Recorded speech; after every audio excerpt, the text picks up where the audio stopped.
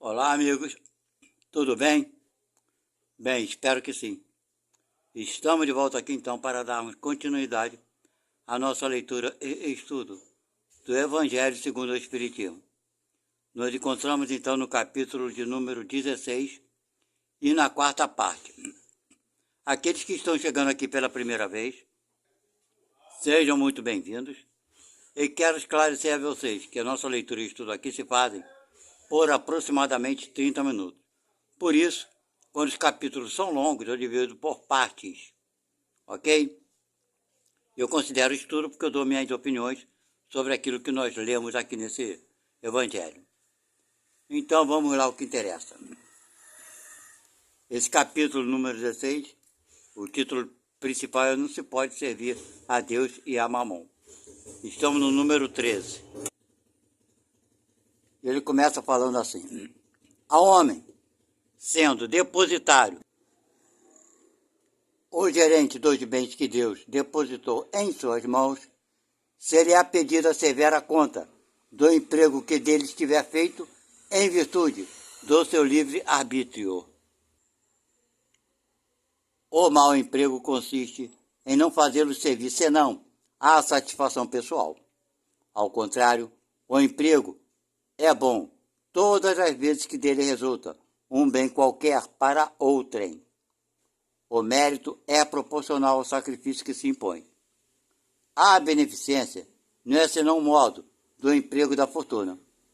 Ela alivia a miséria atual, aquieta a fome, preserva do frio e dá asilo àquele que não o tem.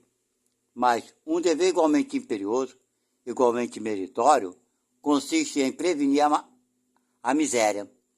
Nisso, sobretudo, está a missão das grandes fortunas, pelos trabalhos de todos os gêneros que podem fazer executar.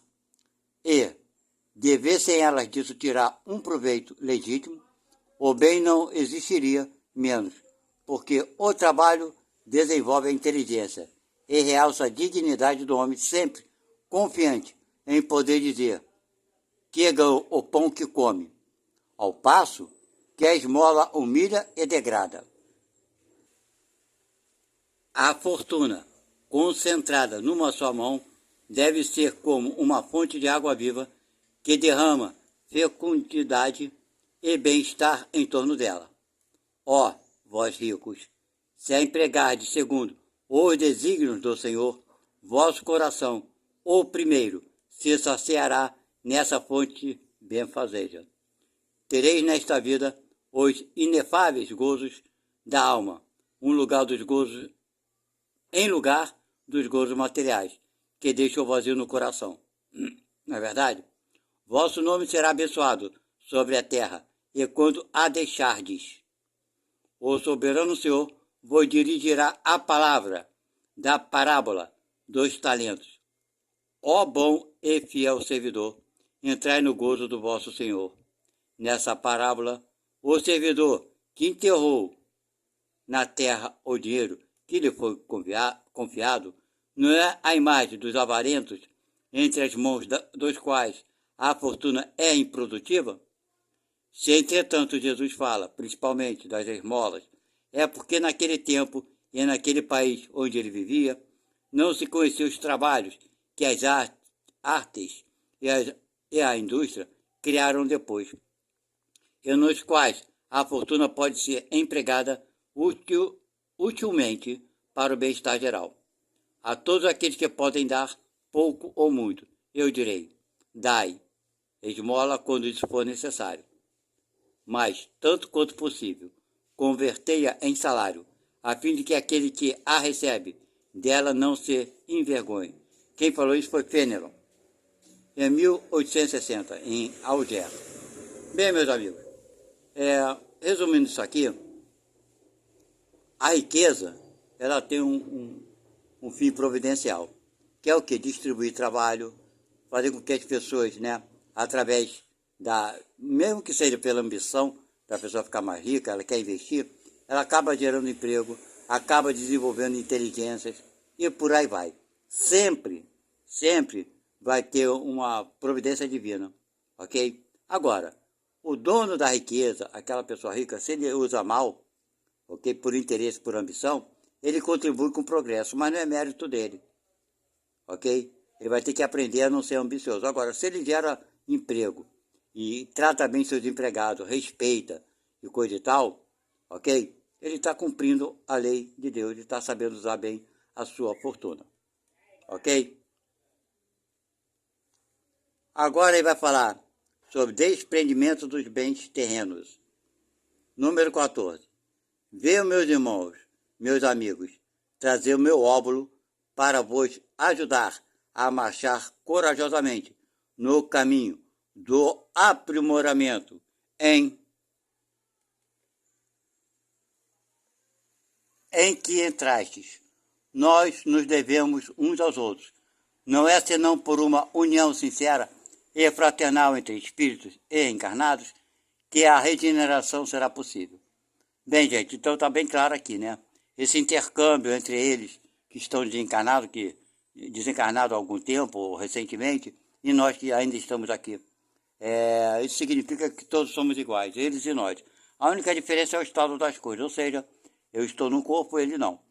Poderíamos comparar isso como se fosse um parente nosso que tivesse viajado para um país bem distante e lá estivesse nós aqui. Sem podermos irmos visitá-lo por falta de recursos financeiros e tudo mais. Então, esse parente está bem longe, mas não deixa de ter contato, não é isso? Através de telefone e etc e tal, né? Então é mais ou menos isso. Esses espíritos que nos envolvem, que nos cercam, são irmãos nossos, como nós somos irmãos deles, e precisamos nos ajudarmos uns aos outros. Hoje estamos aqui, amanhã serão eles a reencarnarem, e nós estaremos do outro lado tentando ajudá-los. Não é verdade? Ele continua então, vamos lá.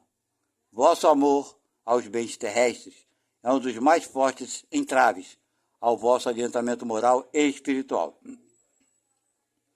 Por esse apego à posse, suprimis as vossas faculdades afetivas em as transportando todas sobre as coisas materiais. Sede sinceros. A fortuna dá uma felicidade sem mácula, quer dizer, sem erros, né?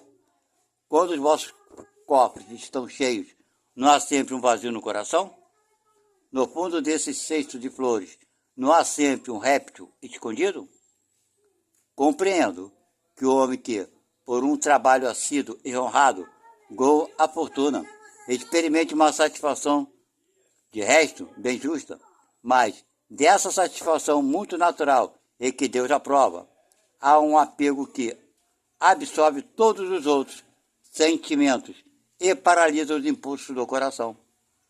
A distância, tanta distância quanto da avareza sórdida, a prodigalidade exagerada, dois vícios entre os quais colocou Deus a caridade, santa e salutar virtude, que ensina ao rico a dar sem ostentação, para que o pobre receba sem baixeza. Bem, gente, então estamos vendo aí que a riqueza é uma prova difícil, não é verdade? Ela nos dá a impressão de sermos superiores aos outros, de podermos fazer aquilo que quisermos. Infelizmente, é uma prova muito difícil. Mas vale a pena pensarmos sobre isso, falarmos sobre isso, sem julgar ninguém. Ok? Ele continua. Que a fortuna venha de vossa família ou que a ganhaste pelo vosso trabalho. Há uma coisa que não deveis jamais esquecer, é que tudo vem de Deus e retorna a Deus. Que a gente pensa, né? Fiquei rico graças ao meu trabalho, a nossa vaidade, o nosso egoísmo é muito grande. Mas vai ficar tudo aqui, tudo vem de Deus e vai voltar para Ele de uma forma ou de outra. Nada nos pertence a não ser a nossa consciência, nosso eu, não é verdade? Ele continua, vamos lá. Nada vos pertence sobre a terra, nem mesmo o vosso pobre corpo. A morte dele vos despoja, como de todos os bens materiais. Sois depositários e não proprietários. Disso não vos enganeis. Deus vos emprestou, deveis restituir a ele, e ele vos empresta com a condição de que o supérfluo, pelo menos, reverta para aqueles que não têm o necessário. Um dos vossos amigos vos empresta uma soma, por pouco que sejais honesto, tereis o escrúpulo de pagá-la.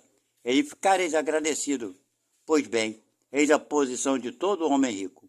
Deus é o amigo celeste que lhe emprestou a riqueza. Não pede para ele senão o amor e o reconhecimento, mas exige que, a seu turno, o rico dê também aos pobres, que são seus filhos tanto quanto ele. Ok? E ele continua. O bem que Deus vos confiou excita em vossos corações uma ardente e louca cobiça. É verdade. Haveis refletido, quando vos pegais imoderadamente a uma fortuna perecível e passageira como vós, que um dia virá em que devereis prestar contas ao Senhor do que vem dele? Quer dizer, o que veio dele é a riqueza, né? Será que nós pensamos nisso, que um dia teremos que prestar conta? E ele continua. Esqueceis que, pela riqueza, estás revestido do caráter sagrado de ministro da caridade na terra, para dela seres os dispensadores inteligentes? Quer dizer, olha a obrigação que nós temos, né? Para aqueles que são ricos, né? E ele continua. Que sois, pois, quando usais em vosso único proveito daquilo que vos foi confiado, senão depositários infiéis. Que resulta desse esquecimento voluntário de vossos deveres? A morte inflexível, inexorável, vem rasgar o véu sobre o qual vos escondieis, e vos força a prestar contas ao amigo que vos ajudará, e que nesse momento reveste-se para vós com a toga do juiz. Então, minha gente, o que ele quer dizer aqui? Então, quando a gente desencarnar, claro, é evidente, o momento para prestar conta, vamos chamar um amigo, né? Aquele que nos deu a fortuna. Ele é nosso amigo. E vamos falar para ele, olha, nos ajude aí, as coisas que eu errei, coisa e tal. E ele é que vai nos julgar. O que você fez do que eu fiz por você? Que emprego você deste a fortuna que te dei? Não é verdade? Pois é, vamos pensar sobre isso. Bem, mesmo nós que não somos ricos, né? Porque um dia a gente poderá vir a ser rico, de uma forma ou de outra, nessa vida ou na vida futura. Mas eu, pessoalmente, espero nunca vir rico, porque é uma prova muito difícil. É muito difícil. Realmente, eu acho que eu já fiz, já falhei e não quero voltar, não. Eu vejo que a dificuldade é muito grande. E ele continua. É em vão que na terra procurais vos iludir colorindo com o nome de virtude o que, frequentemente, não é senão egoísmo, que chamais economia e previdência, o que não é senão cupidez e avareza, ou generosidade, o que não é senão prodigalidade em vosso proveito. Quer dizer, a gente fica tentando se enganar, né? Dizendo que é por isso e por aquilo, mas na verdade é pelo nosso egoísmo mesmo. E ele continua. Um pai de família, por exemplo, se absterá de fazer a caridade, economizará, amontoará ouro sobre ouro, e, isso diz ele, para deixar aos seus filhos o máximo de bens possível e evitar-lhes cair na miséria. É muito justo e paternal, convenho, e não se pode censurá-lo por isso. Mas está aí sempre o único móvel que o guia? Não é frequentemente o compromisso com a sua consciência para justificar aos seus próprios olhos e aos olhos do mundo seu apego pessoal aos bens terrestres? Entretanto, admito que o amor paternal seja seu único móvel. Vamos admitir que seja verdade. Ele continua. É um motivo para esquecer seus irmãos diante de Deus? Quando ele mesmo já tem o supérfluo, deixará seu filho na miséria, porque terão um pouco menos desse supérfluo? Não é lhes dar uma lição de egoísmo e endurecer seus corações? Não é sufocar neles o amor ao próximo? Pais e mães, estáis em grande erro se credes com isso aumentar a afeição dos vossos filhos por vós, em lhes ensinando a ser egoístas para com os outros. Os ensinais a sê-lo para convosco mesmos. Ou seja, a gente ensina o nosso filho a ser egoísta, né? E lá no futuro, pode ser que a vida dê uma virada e a gente esteja passando por dificuldade e nossos filhos não vão nos ajudar em nada, porque foi isso que nós ensinamos a eles a serem egoístas. Não é verdade? Então, minha gente, vamos pensar sobre isso e dar mais valor, né, às coisas morais do que às coisas materiais. Vamos lá, ele continua. Quando um homem trabalhou bastante e com o suor do seu rosto amontoou bens, vós o ouvis frequentemente dizer que quando o dinheiro é ganho, se lhe conhece o melhor valor. Se conhece melhor o valor. Nada é mais verdadeiro. Pois bem, que esse homem que confessa conhecer tudo o valor do dinheiro, faça caridade, segundo os seus meios, e terá mais mérito do que aquele que é nascido na abundância e ignora as rudes fadigas do trabalho. Mas se ao contrário, esse mesmo homem, que lembra suas penas, seus trabalhos, for egoísta, duro para com os pobres, é bem mais culpado do que os outros, porque quanto mais se conhece por si mesmo as dores ocultas da miséria, mais se deve procurar aliviá-la nos outros. Isso é uma grande verdade, né? É o pobre quando fica rico. Ele esquece da pobreza, esquece da fome, e quando ele deveria lembrar e fazer o possível para contribuir para que outros não passem pelo sofrimento que ele passou. É bem por aí, a nossa vida é muito cheia disso. Vou dizer uma coisa aqui, pessoal, dar um exemplo para você, uma coisa que eu vivia, ok? Então, a minha infância naquela época, eu estou com 69 anos, né? Então, você dá para entender que a educação era bem diferente. Embora, em alguns lugares do Brasil, essa educação que eu vou me referir ainda se repite muito, né? É educar uma criança através de surras, de bater, de espancar. Então, eu fui educado dessa forma, ok? Mas eu tinha uma avó que ela me punha de castigo quando fazia coisas erradas. Ela não me batia. Então eu fazia todo o possível para não fazer coisas erradas que aborrecesse minha avó. Porque eu era uma criança e já pensava assim, poxa, minha avó gosta muito de mim. Não me bate, me bota de castigo. Já minha mãe, meu pai, etc. Então me bate, então faço mais cagada por trás dele. Não estou nem aí se a minha mãe vai ficar irritada ou não. Já que não gosta de mim, então eu era um rebelde. E crescer assim. Então, eu, já jovem, pensava, não, jamais eu vou bater nos meus filhos, certo? Porque eu não conseguia entender como é que eu posso bater numa pessoa que eu amo. Isso não entrava na minha cabeça. E o que entrava na minha cabeça é que eu só posso bater, agredir aqueles que eu não amo de fato. Deu para entender? O amor é uma coisa muito, muito pura. Então, eu já entendia isso e pensava assim. Quando eu me casasse, eu ia ter meus filhos, e se eu tivesse filho, claro, eu não ia bater não, eu ia botar de castigo. Então, minha gente, eu aprendi que não deveria bater pela coisa que eu passei. E não me arrependo, que hoje eu estou velho, eu sou avô, meus filhos são crescidos, eu sempre botei eles de castigo. Ok? Ficava de castigo mesmo. Mas ficava um dia todo dentro do quarto sem sair, aquele negócio todo.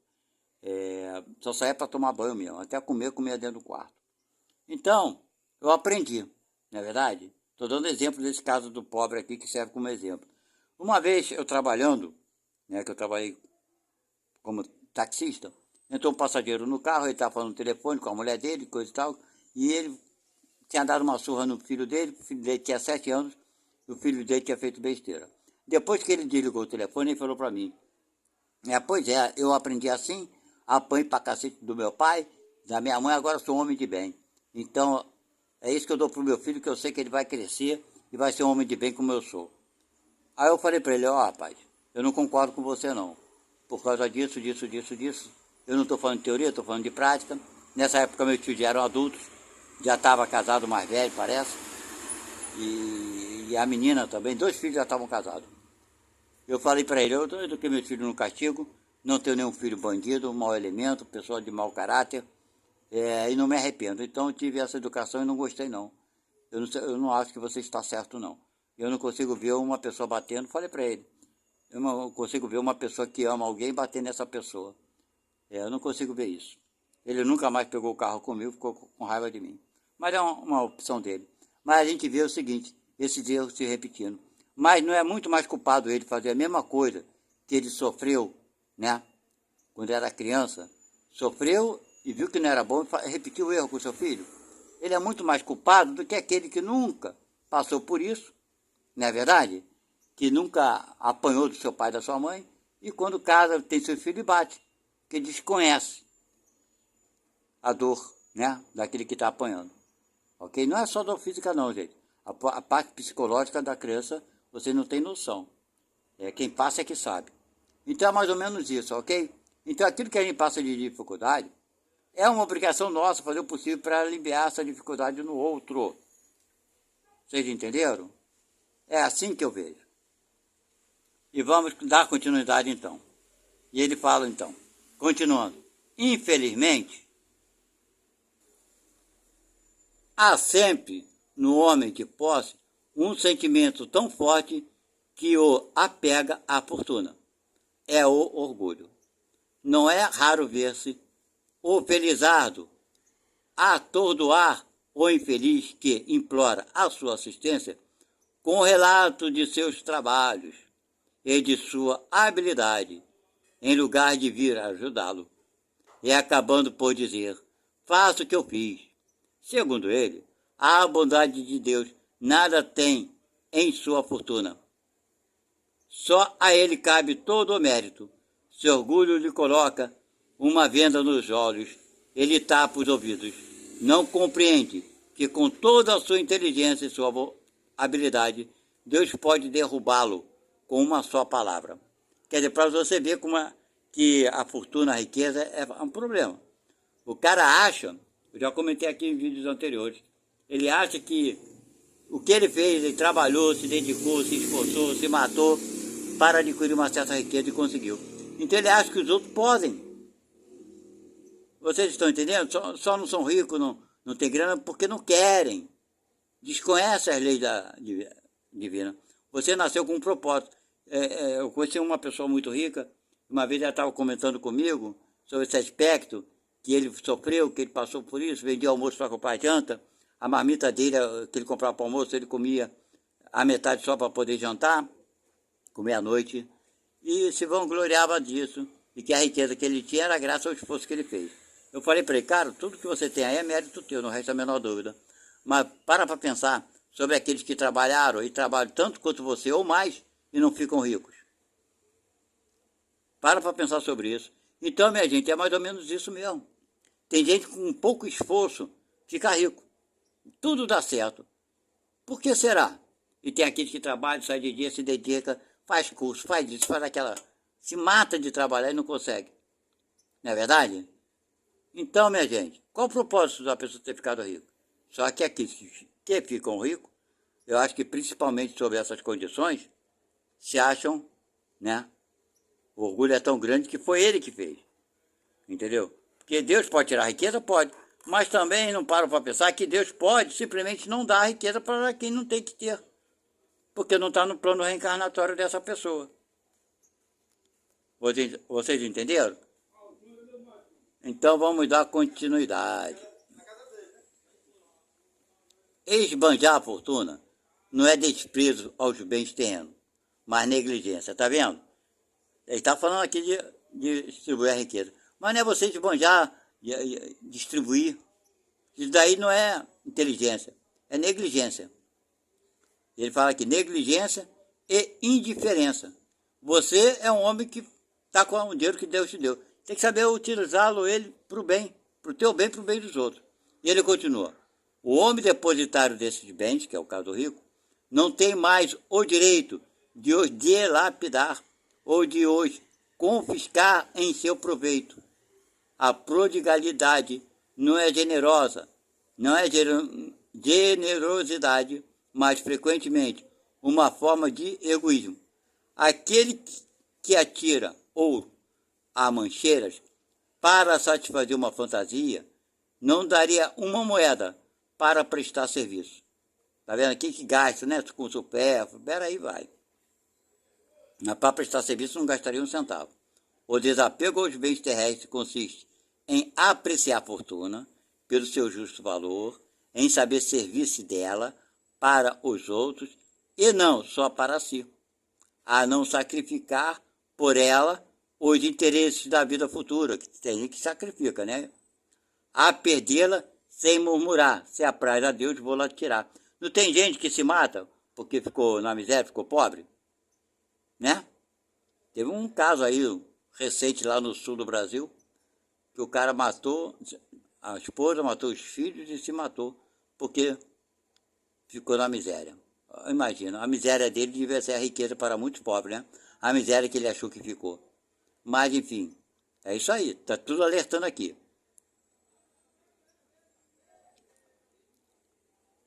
E, ele continua, se por reveses imprevistos vos tornais um outro Job, dizei como ele, Senhor, vos ma havias dado, vós, o Senhor tinha me dado, vós mo haveis tirado, ou seja, o Senhor me deu, o Senhor me tirou, que seja feita a vossa vontade. Eis o verdadeiro desapego, sede submissos primeiro, tende fé naquele que vos tendo dado e tirado, pode vos restituir. Resiste com coragem ao abatimento, ao desespero.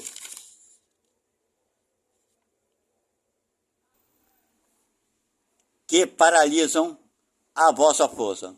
Não ouvideis jamais quando Deus vos atingir, que ao lado da maior prova, coloca ele sempre uma consolação. Mas pensai sobretudo que há bens infinitamente mais preciosos que os da terra.